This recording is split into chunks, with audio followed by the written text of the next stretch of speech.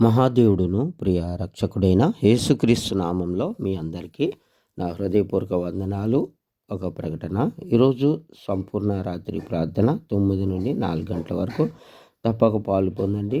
స్వస్థత ప్రార్థన, అభిషేకము కలుగుకున్నటువంటిది, ఉపవాస ప్రార్థనతో కూడిన రాత్రి ప్రార్థన ఉన్నది.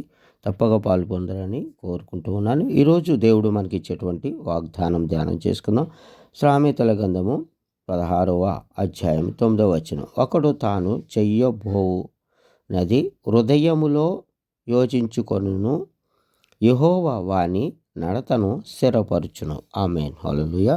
దేవుడు మన నడతను స్థిరపరుస్తున్నాడు. మనం హృదయంలో అనుకుంటున్నాము, ఆలోచిస్తున్నాము, దేవుడు దానిని స్థిరపరుస్తూ ఉన్నాడు అనమాట. హృదయ వాంఛనలు ఎరిగినటువంటి దేవుడు మన దేవుడు.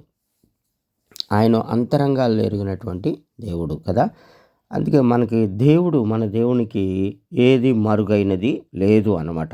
మనకు తెలీదు ఎదురువాని ఉదయంలో ఏముంది, వాని మాట్లాడేది, వారి రూపము, వారి యొక్క ముఖంలో ఉన్నటువంటి ఆలోచనలు చూసి దాన్ని బట్టి మనం ఏమైనా చెప్పగలుగుతామేమో. కానీ దేవుడు మాత్రము హృదయాంతరంగాలు ఆలోచనలో ఏం చించుకుండగా హృదయంలో దేవుడు వాడి నడతలను స్థిరపరుచునని సెలవిస్తున్నాడు. యెహోవా వాని నడతలను స్థిరపరచును అని లేఖనాలు సెలవిస్తున్నాయి. న్యాయము చేత కలిగిన గొప్ప వచ్చుబడి కంటే నీతితో కూడిన కొంచెమే శ్రేష్టము. నీతితో కూడింది కొంచెమే. అన్యాయము చేత కలిగినది గొప్ప వంచబడే కంటే, గొప్ప అంటే అన్యాయంగా సంపాదించుకున్న దానికంటే కొంచెం న్యాయంగా సంపాదించుకుంటే అది మనకెంతో శ్రేష్టమైనది, దేవునికి ఇష్టమైనది కదా. అందుకని అన్యాయముగా మనం ఏది సంపాదించుకోవడం. ఎందుకంటే మన శాశ్వతం కాదు, గ్యారంటీ లేని మన జీవితాలకు ఎందుకంటారు చెప్పండి. మనం కొద్దిలోనే నమ్మకంగా ఉంటే దేవుడు మనని హెచ్చిస్తాడని దేవుడు సెలవిస్తున్నాడు.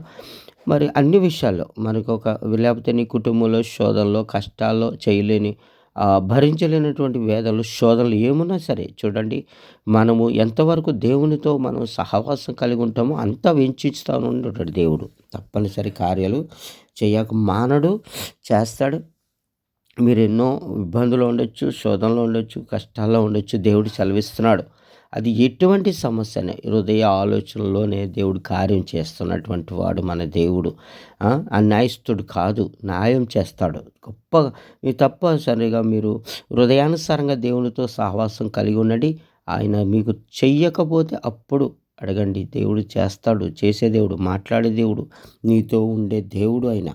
ఆయనకి అసాధ్యమంటూ ఏమీ లేదు కదా. కాబట్టి వాగ్దానాన్ని బట్టి మనము ప్రార్థన చేసుకుందాం. మహాపరిశుద్ధుడా, పరలోకపు తండ్రి, వేలాది వందనాలు స్తోత్రాలు చెల్లిస్తున్నదండి. ప్రతి కుటుంబాన్ని దర్శించండి ప్రభా. ప్రతి గృహంలో ఉన్నటువంటి సమస్యను ఎటువంటిదైనా ప్రభా మీరు చేయగల దేవుడు ప్రభా. ఈరోజు నాయన వారి పట్ల నువ్వు చేస్తున్న అద్భుతాన్ని బట్టి ఈ వాగ్దానం ధ్యానం చేసుకుంటున్న వింటున్న వారు ఎవరైతే మరి వారి పనుల మీద వెళ్తున్నారో వారి కార్యములు యేసు నామంలో సఫలపరచబడును గాక, సమాధానం వచ్చును గాక.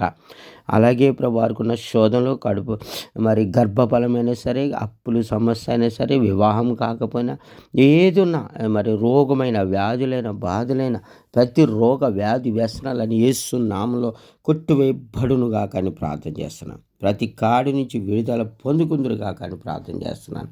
అభిషక్తుడా మీకు వందనాలు, స్తుతి స్తోత్రాలు చెల్లిస్తున్నాం.